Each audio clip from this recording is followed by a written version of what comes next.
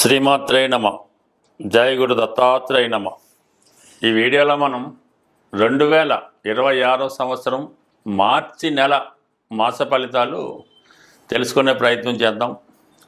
ప్రధానంగా కొన్ని గ్రహాలు మార్చి నెలలో మార్పు చెందడం జరుగుతుంది. అందులో గురుగ్రహం ఈ మార్చి నెల 11వ తారీఖున రుజుగమనంలోకి మారడం జరుగుతుంది. అప్పటి నుంచి గురువు డైరెక్ట్గా మిథున రాశిలోనే సంచరించడం జరుగుతూ ఉంటుంది. అలాగే మార్చి నెల 1వ తారీఖున శుక్రగ్రహం, ప్రధానంగా శుక్రుడు మీనరాశిలో ప్రవేశించి అక్కడ ఒక 25 రోజుల పాటు ఉచ్చస్థితిలో ఉండడం, అది కొన్ని రాశుల వారికి మాలవీయ మహాపురుష యోగం అనే పంచమహాపురుష యోగం ఏర్పడుతుంది. ఇక ప్రధానంగా కుజుడు ఇంచుమించుగా మనకి మార్చి నెలంతా కూడా అటు ఇటుగా కుంభరాశి అందే సంచరించడం జరుగుతూ ఉంది. ఇక ప్రధానంగా బుధుడు ఎక్కువ రోజుల పాటు మిథున రాశిలో సంచరిస్తూ ఫిబ్రవరి 26 నుంచి ఇంచుమించు మార్చి 21వ తారీఖు వరకు మన కుంభరాశిలో బుధగ్రహం వక్రగమనంలో సంచరించడం జరుగుతూ ఉంది. సో దీని ప్రభావం ఆర్థిక పరిస్థితి మీద, షేర్ మార్కెట్ మీద ఎక్కువగా ఉండడం జరుగుతూ ఉంటుంది. ఇక ప్రధానంగా కుంభరాశిలో ఆల్రెడీ అక్కడ రాహుగ్రహం ఉండడం, ఆ రాహుతో ఈ కుజగ్రహం ఇంచుమించుగా మనకి మార్చి నెల అంతా కూడా సంచరించడం వల్ల కొన్ని రాశుల వారికి అత్యంత అనుకూలమైన పరిస్థితులు, మరికొన్ని రాశుల వారికి ప్రతికూల పరిస్థితులు ఏర్పడే అవకాశం ఉంది.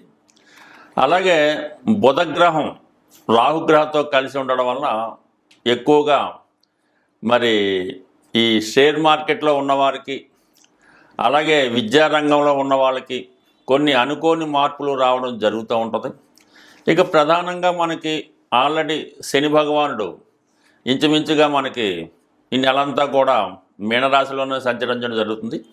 అయితే మీనరాశిలో సంచరిస్తూ తన మిత్రుడైనటువంటి శుక్రగ్రహంతో కలిసి 25 రోజుల పాటు సంచరించడం వల్ల ఇది స్త్రీలకి చాలా అనుకూలంగా ఉంటుంది. కొన్ని రాశుల వారికి అత్యంత శుభ ఫలితం ఇవ్వడం జరుగుతూ ఉంటుంది. ఇక కేతువు చాలా కాలంగా సింగిల్గానే ఏ గ్రహంతో కలయకుండా ఈ నెల కూడా మరి సింహరాశిలో సంచరించడం జరుగుతూ ఉంటుంది. ప్రధానంగా ఈ మార్చి నెలలో ఏ రాశుల వారికి ఏ విధంగా ఉంటుంది, వాళ్ళు ప్రధానంగా ఏ గ్రహాలకి పరిహారం చేయించుకోవాలి, అలాగే ప్రధానంగా ఏంటంటే ఇదే నెలలో మనకి ఉగాది కూడా రావడం జరుగుతూ ఉంది. మరి ఉగాది నుంచి మనం మళ్ళా కొత్త ఫలితాలు తెలుసుకుందాం. రెగ్యులర్గా మనం మాస ఫలితాలు తెలుసుకోవడంలో ఈ మార్చి నెల చాలా ప్రాధాన్యత ఏర్పడడం జరుగుతూ ఉంటుంది. అంటే ఒకే నెలలో ఒక సంవత్సరం నుంచి మరో సంవత్సరంకి మారడం, ఇవన్నీ కూడా ఈ చాలా మంది జీవితాలకి కొన్ని కొత్త మార్పులు ఈ నెలలో రావడం జరుగుతుంది. స్వస్తి. 2026 మార్చి నెలలో మేషరాశి వారికి ఎటువంటి ఫలితాలు రాబోతున్నాయి అని పరిశీలించినప్పుడు ప్రధానంగా ఈ నెలంతా కూడా మేషరాశి వారికి చాలా అనుకూలమైన ఫలితాలు రావడం జరుగుతూ ఉంటుంది. ప్రధానంగా రాస్యాధిపతిగా, అష్టమాధిపతిగా ఉన్నటువంటి కుజుడు ఈ నెలంతా కూడా లాభస్థానంలో సంచరించడం జరుగుతూ ఉంటుంది. అంటే తన స్వశక్తితో ఎవరి సహకారం లేకుండా జాతకుడు తాను అనుకున్న గమ్యాన్ని చేర్చుకోవడం జరుగుతూ ఉంటుంది. అలాగే కుజుడికి సంబంధించినటువంటి ఏదన్నా భూమికి సంబంధించిన వ్యవహారాలు కానీ, రియల్ ఎస్టేట్ రంగంలో ఉన్నవాళ్ళు, అలాగే పారిశ్రామిక రంగంలో ఉన్న వాళ్ళకి కొన్ని కొత్త అవకాశాలు రావడం జరుగుతుంటుంది. అలాగే ఈ నెలలో రాష్ట్రాధిపతి కుజుడు రాహుతో కలిసి ఉండడం వల్ల ఏదన్నా మీ దగ్గర ఉన్నటువంటి డిస్ప్యూటెడ్తో కూడుకున్నటువంటి ల్యాండ్స్, ఏమైనా రిస్క్తో కూడుకున్నటువంటి ల్యాండ్స్, ఇవన్నీ కూడా అమ్ముడుపోవడం జరుగుతుంటుంది. కొంత మంచి ఆర్థిక వ్యవస్థ కలిగినటువంటి పెద్ద పెద్ద బడా పారిశ్రామికవేత్తలు మీ సహకారంతో మీ దగ్గర ఉన్నటువంటి స్థిరాస్తి వారు కొనడం కానీ, మీతో కలిసి వాళ్ళు కొత్తగా వ్యాపారాన్ని ప్రారంభించడానికి కానీ, మీతో కలిసి వ్యాపారం చేయడానికి కానీ కొన్ని కొత్త అవకాశాలు రావడం జరుగుతుంది. అది మీరు చాలా జాగ్రత్తగా ఉపయోగించుకోవాల్సి ఉంటుంది. అలాగే ప్రధానంగా మరి ఈ కుజరాహులు లాభస్థానంలో ఉండడం వలన మీరు ప్రతి విషయాన్ని చాలా విపరీతంగా తీసుకోవడం జరుగుతుంటుంది. చిన్న విషయాన్ని కూడా చాలా శ్రద్ధతో పరిశీలించి ఆ పని పూర్తి చేయడం జరుగుతూ ఉంటుంది. ఏదైనా కొత్తగా మీకు కొన్ని అవకాశాలు వస్తున్నప్పుడు అవి అవి తొందరపడి మీరు ఆమోదించకుండా జాగ్రత్తగా ఆలోచించి చేయవలసి ఉంటుంది. ఎందుకంటే వాళ్ళు అవసరం నిమిత్తం మీ దగ్గరికి వస్తున్నారు తప్ప మిమ్మల్ని మీకు ఉపయోగపడదనే ఉద్దేశంతో మాత్రం ఏ విధంగా కూడా ఉండదు. కాబట్టి ఈ విషయాన్ని ముందుగా గమనించడం మంచిది. ప్రధానంగా ఈ నెలంతా కూడా ఇంచుమించుగా ఈ నెల 25 వరకు కూడా ధనాధిపతిగా ఉన్నటువంటి శుక్రుడు వ్యయ స్థానంలో ఉచ్చులో ఉండడం జరుగుతుంది. అలాగే సప్తమాధిపతి శుక్రుడు కూడా మరి వ్యయ స్థానంలో శనిగ్రహంతో కలియడం వల్ల మీ జీవిత భాగస్వామితో మీకు కొద్దిగా ఎడబాటు రావడం జరుగుతుంది. అయితే మీ జీవిత భాగస్వామికి కొద్దిగా హోదా పెరిగే అవకాశం ఉంది. వారికి ఏదైనా విదేశంలో ఏదైనా ఉద్యోగం రావడం కానీ ఎవరితోన్నా కలిసి కొత్తగా వ్యాపారం ప్రారంభించడం వల్ల కొన్ని రోజుల పాటు ఏదైనా బాగా విలాసవంతమైనటువంటి ప్రాంతంలో స్టే చేయడం జరుగుతూ ఉంటుంది. ధనాధిపతిగా శుక్రుడు వ్యయ స్థానంలో ఉండి శనిగ్రహంతో కలిగిన వల్ల మీరు ఈ సమయంలో ఏదైనా బాగా ఖరీదైనటువంటి పాత వాహనాన్ని కొనుగోలు చేయడం కానీ ఒక పాత గృహాన్ని కొనుగోలు చేయడం కానీ జరిగే అవకాశం ఉంది. అలాగే మీరు ఏదైనా వాహనాలు రిపేర్ చేయించడం, గృహాన్ని రిపేర్ చేయించడం లాంటివి జరిగే అవకాశం ఉంది. మొత్తం మీద ఏదైనా చాలా వరకు ఈ కుటుంబ అవసరాలకు కొన్ని విలాసవంతమైన వస్తువులు కొనడం, ఖరీదైనటువంటి భవనాన్ని కానీ వాహనాన్ని కానీ పర్చేజ్ చేసే అవకాశం ఉంటుంది. మొత్తం మీద మనీ ఎక్స్పెండిచర్ చాలా ఎక్కువగా ఉంటుంది. ఎదుటివారు ఈర్ష్యపడే విధంగా మీ అభివృద్ధి ఈ సమయంలో రావడం జరుగుతూ ఉంటుంది.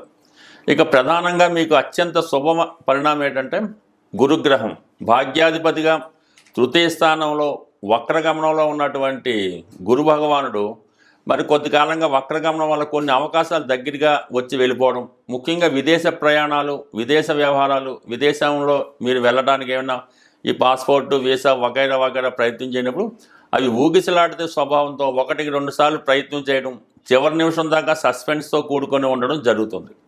మరి ఈ నెల 11వ తారీఖున గురువు రుజుమార్గంతో రావడంతో కంపల్సరిగా మీ విదేశ ప్రయాణానికి లైన్ క్లియర్ అవుతుంది. అలాగే పెద్దవాళ్ళు వృత్తులు వగైరా ఎవరైనా ఉంటే వాళ్ళు విదేశంలో ఉన్నటువంటి తమ సంతానాన్ని కలుసుకోవడం కానీ బాగా దూర ప్రాంతంలో ఉన్నటువంటి పుణ్యక్షేత్రాలను దర్శించే అవకాశం కూడా ఉంది. మరి ప్రధానంగా తృతీయ స్థానంలో ఉన్నటువంటి గురువు 3, 7, 11 భావాలను యాక్టివేట్ చేయడం వల్ల వివాహ ప్రయత్నాలు కొంతకాలంగా వాయిదా పడుతూ వస్తున్నటువంటి వివాహ ప్రయత్నాలు ఈ సమయంలో అంటే మార్చి 11 తర్వాత కంప్లీట్గా అవి కన్ఫర్మ్ అయ్యే అవకాశం ఉంది. అంటే గతంలో 2-3 సంబంధాలు రావడం, ఎటు తేల్చుకోలేకపోవడం, ఇలా ఊగిసలాడుతున్నటువంటి మీరు ఈ మార్చి 11 తర్వాత కంపల్సరిగా వివాహానికి నిర్ణయం తీసుకోవడం, వివాహం జరిగే సూచనలు కూడా ఎక్కువగా ఈ మేషరాశి వారికి. అలాగే వివాహపరంగా మీకు ఉన్నటువంటి ఎటువంటి సమస్య అయినా కంప్లీట్గా పరిష్కారం అవ్వడం జరుగుతూ ఉంటుంది. ఇక ప్రధానంగా మరి కేతుగ్రహం పంచమ స్థానంలో ఉంటూ చాలా వరకు కన్ఫ్యూజ్ చేయడం జరుగుతూ ఉంటుంది. ఏ విషయాన్ని కూడా మీరు చాలా కన్ఫర్మ్గా ఫైనల్ చేసుకోలేకపోతుంటారు. ఎక్కువగా షేర్ మార్కెట్ స్పెక్యులేషన్ సంబంధించినవి, జోదానికి సంబంధించిన విషయాల్లో చాలా వరకు జాగ్రత్తగా ఉండవలసి ఉంటుంది. ఇక అలాగే ఈ ప్రధానంగా ఈ బుధగ్రహం మీకు ప్రస్తుతం 11వ స్థానంలో సంచరించడం వల్ల కొన్ని కొత్త అవకాశాలు మీకు రావడం జరుగుతూ ఉంటుంది. విద్యార్థులకైతే విద్య సంబంధించిన విషయాల్లో ఏదైనా పెద్ద యూనివర్సిటీలో సీట్ రావడం కానీ, పెద్ద ప్రొఫెసర్ లాంటి వాళ్ళు మీకు మీ పరిశోధనకి సహాయపడడం కానీ జరిగే అవకాశం ఉంది. అందరూ చదివే విధంగా కాకుండా కొంత డిఫరెంట్గా మీరు ఆలోచించడం జరుగుతూ ఉంటుంది. సో అలాగే ఈ సమయంలో మీకు చాలా కాలంగా శత్రువులుగా ఉంటూ మీతో ప్రతి విషయాన్ని విభేదిస్తున్నటువంటి మీ మిత్రులు కానీ, మీ యొక్క స్నేహితులు కానీ ఈ సమయంలో మీకు కంప్లీట్గా వాళ్ళు సహకరించడం జరుగుతూ ఉంటుంది. బట్ ఏదైనా మేషరాశి వారి జీవితంలో ఈ నెలలో కొన్ని గొప్ప అనుకూలమైనటువంటి మార్పులు రావడం జరుగుతుంటుంది. ఏదైనా 11వ స్థానంలో ప్రధానంగా సంచరిస్తున్నటువంటి ఈ బుధ, కుజ, రాహుగ్రహాలు చాలా వరకు మిమ్మల్ని మోసం చేయాలని, మీ దగ్గర ఉన్నటువంటి ధనంతో వారు ఎంజాయ్ చేయాలని కొంతమంది విపరీతంగా ప్రయత్నం చేస్తూ ఉంటారు.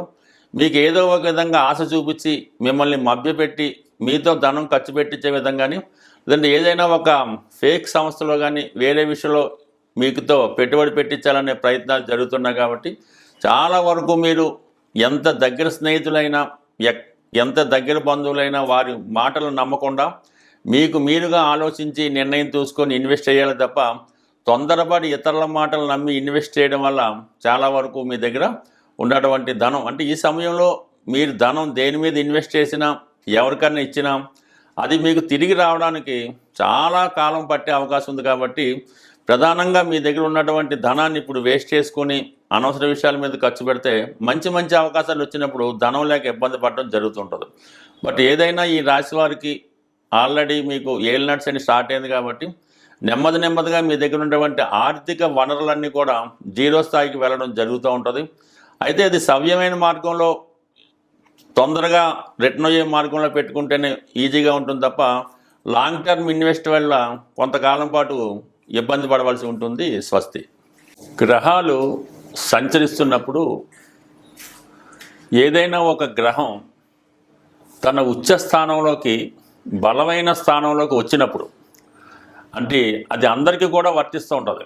రాశి లగ్నం అటువంటి సంబంధం లేకుండా మరి ప్రస్తుతం ఈ మార్చి నెలలో శుక్రుడు మార్చి 1 నుంచి 20వ తారీఖు వరకు ఉచ్చ స్థితిలో ఉండడం జరుగుతుంది. అంటే ఈ శుక్రుని యొక్క కారకత్వాలు శుక్రుడు మీకు ఇవ్వడానికి చాలా సిద్ధంగా ఉండడం జరుగుతుందన్నమాట. అంటే ఇండిపెండెంట్గా ఉంటూ డైరెక్ట్గా మీకు శుక్రుడు కారకత్వాలు ఏముంటాయి, ముఖ్యంగా వివాహం, అలాగే ఉద్యోగం. ఎందుకంటే శనితో కలిసి ఉన్నాడు కాబట్టి ఎవరైతే నిరుద్యోగులు ఉద్యోగం కొరకు ఎదురు చూస్తున్నారు, లేదంటే ఎవరైతే వివాహం కొరకు ఎదురు చూస్తున్నారు, ఇంకా కామన్గా సినిమా పరిశ్రమలో ఎవరైతే వారి యొక్క అభివృద్ధి కోసం ఎదురు చూస్తున్నారో వాళ్ళకి ఒక గొప్ప రెమెడీ ఈ సమయంలో మీరు చేసుకోవడం వల్ల కంప్లీట్గా మీ యొక్క జీవన విధానంలో కేవలం 3 వారాలు చేయడం వల్ల కంప్లీట్గా మార్పు రావడం జరుగుతూ ఉంటుంది. అది ప్రధానంగా ఏంటంటే శుక్రవారం ఒక 3 శుక్రవారాలు, అంటే మనకి 1వ తారీఖు నుంచి 25లో వచ్చే శుక్రవారాల రోజు సాయంకాలం సంధ్యా సమయంలో, అంటే సూర్యాస్తమం అయిన తర్వాత చీకటి పడుతుండగా లక్ష్మీ అమ్మవారు, ఎస్పెషల్లీ లక్ష్మీ అమ్మవారి ఆలయంలో అమ్మవారికి 6 మంచి ఎరుపు రంగులో ఉన్నటువంటి గులాబీ పువ్వులు, అంటే చాలా ఫ్రెష్గా ఉండాలి, చాలా చక్కగా ఏమాత్రం నలగకుండా ఉన్నటువంటి 6 గులాబీ పువ్వులు, అలాగే ఒక 600 గ్రాములు స్వీట్ మాట, అంటే శనగపిండితో చేసింది, అది మైసూర్ పాక, బూందీ లడ్డుగా ఏటన్నది చక్కనిగా ఒక 600 గ్రాముల స్వీటు, 6 గులాబీ పువ్వులు, అలాగే 6 నాణ్యాలు ఏమన్నా, అంటే 10 రూపాయలు, ఇప్పుడు 20 రూపాయలు కూడా వస్తున్నాయి కాబట్టి అవి కూడా కొత్తగా ఉన్నవి, ఒక 6 నాణ్యాలు అమ్మవారి గుడిలో కంప్లీట్గా సమర్పించండి. ఆటోమేటిక్గా ఈ 3 వారాలు అమ్మవారికి ఆ విధంగా సమర్పిస్తూ అదే దేవాలయంలో మీరు సుమారుగా ఒక 15 నిమిషాల పాటు స్థిరంగా కూర్చొని లక్ష్మీ అష్టోత్తరమో, లక్ష్మీ స్తోత్రమో, కనకదార స్తోత్రమో ఏదో ఒకటి విధి విధానంగా వింటూ ఆ శుక్రవారం రోజు చాలా పవిత్రంగా ఉండాలన్నమాట. ఎటువంటి స్త్రీలతో అటాచ్మెంట్ పెట్టుకోకపోవడం, ఆ ఒక్కరోజు చాలా సాత్వికమైనటువంటి ఆహారాన్ని తీసుకోవాల్సి ఉంటుంది. 99% ఆ రోజు పులుపు తినకుండా ఉండాలి, ఉప్పు కూడా తగ్గించుకొని అసలు లేకుండా ఉంటే మరీ మంచిది. ఆ రోజు చాలా నియమంగా ఉంటూ బ్రహ్మచర్యాన్ని పాటిస్తూ ఎటువంటి వ్యసనాలకి బలహీనతలకి లోనవ్వకుండా వీలైతే ఆ శుక్రవారం అంతా కూడా ధనాన్ని పొదుపుగా చేయవలసి ఉంటుంది. అంటే ఏదో ఖర్చులు ఆ విధంగా ఈ విధంగా డొనేషన్లు ఏమీ లేకుండా ప్రశాంతంగా ఆ 3 శుక్రవారాలు మీరు కంప్లీట్గా చేయండి. ఈ 3వ వారం పూర్తయిన తర్వాత మీరు దేనికోసమైతే ఆశించి ప్రయత్నం చేశారో ఆ ప్రయత్నం తప్పకుండా, అంటే ఇది కేవలం శుక్రుడు ఉచ్చులో ఉండగా మాత్రమే చేయవలసి ఉంటుంది. అది కంప్లీట్గా మీకు ఆ ఫలితం అన్నది రావడం జరుగుతుంటుంది. ఎస్పెషల్లీ మీరు ఆ శుక్రవారం దేవాలయానికి వెళ్ళినప్పుడు వీలైతే సాంప్రదాయ వస్తువులు, సాంప్రదాయ దుస్తులు, పట్టు వస్త్రాలు లాంటివి ధరించాలి. అప్పటికప్పుడు, అంటే పొద్దున్నంతా ధరించినవి కాకుండా అప్పటికప్పుడు ఫ్రెష్గా ధరించి, ఎంత ఫ్రెష్గా ఎంత మంచి వస్త్రాలు ధరించి వెళ్తారో అంత మంచి ఫలితం మీకు రావడం జరుగుతుంది.